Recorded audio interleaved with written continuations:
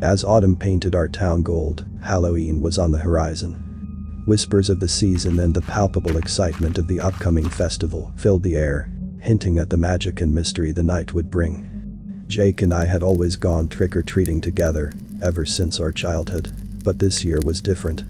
It marked our last Halloween celebration before we embarked on separate college journeys. The evening was more than just crisp. It was chilly and surreal. A light mist covered the streets, giving the town a ghostly silver sheen. The fog wrapped around lampposts and slid across sidewalks, adding mystery to our journey. Our Halloween evening was filled with more than just candy collection. We reveled in the nostalgia of past Halloweens, sharing laughs and rekindling tales of ghouls, goblins, and haunted houses that had once spooked us as children. However, as the evening deepened, Jake dared me with a proposition that sent shivers down my spine. "What about the witch's house on Elm Street?" he queried. The witch's house, decaying for ages, had been abandoned for years. Every Halloween, there were rumors about children who approached the house and never returned. And the mysterious old man, who was sometimes seen peering out from the windows, even though nobody had lived there for years. "I dare you to knock on its door," Jake said. His voice trembled with excitement. I shot him a wary look. "Have you lost your mind?" However, the allure of adventure tugged at our hearts.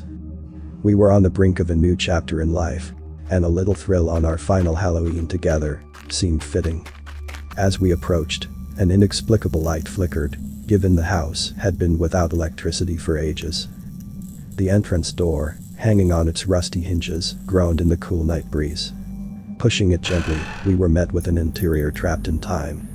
Dusty portraits lined the walls, and cobwebs draped from chandeliers like delicate lace. At that moment, we both felt a twinge of regret. Ignoring it, we ventured deeper. Until a mysterious voice whispered, "Trick or treat."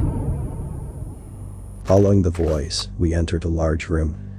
In the center stood a grand table, laden with every candy imaginable. But it wasn't the sweets that caught our attention. It was the children.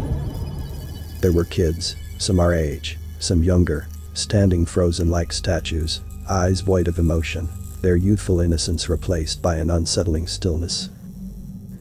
Suddenly, the door behind us slammed shut, and I couldn't believe what I saw. A very tall old man, with silver hair and dark eyes, stood blocking our exit. New guests. He cooed.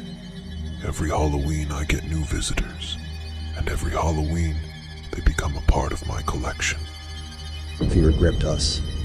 While Jake desperately clawed at the door, I was paralyzed, every rational thought escaping me. The old man began chanting in a language we couldn't understand. The room darkened as the children started to move towards us. Panicking, we spotted a back exit and we made a dash, managing to push our way out into the night air. We ran without looking back, our hearts pounding, the chilling laughter of the old man echoing in our ears. When we finally reached home, we bolted the door behind us, taking a moment to process the nightmarish encounter. The safety of our own walls couldn't erase the horror etched into our minds. As I settled into the room, every shadow seemed to whisper, every creak of the house sent adrenaline rushing through my veins. During the night, I thought, I will go crazy. The next morning, the town was met with shocking news. Following a distressed call from a nearby resident of the witch's house, the police had discovered a dead body inside. I felt as if the ground beneath me had given way. The reality of the situation was far worse than any of the ghost stories I had ever heard of.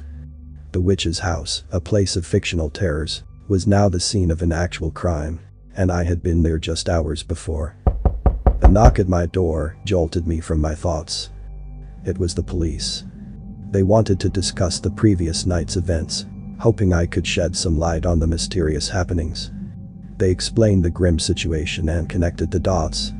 It turned out the old man and the children were part of a group of pranksters, known for staging elaborate scares every Halloween. But this year, things had gone horribly wrong. In their attempts to make the prank more terrifying, they inadvertently caused the death of a witness who had a heart condition.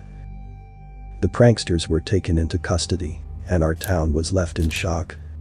The witch's house, which had once been a symbol of childhood fear, was now a dark reminder of a real-life tragedy. As the witch's house's secrets unraveled, our town underwent a transformation. The playful spirit of Halloween was forever tainted by the chilling events of that night. Haunted by those memories, Jake and I couldn't help but be reminded of the fine line that exists between innocent fun and its potentially grave aftermath.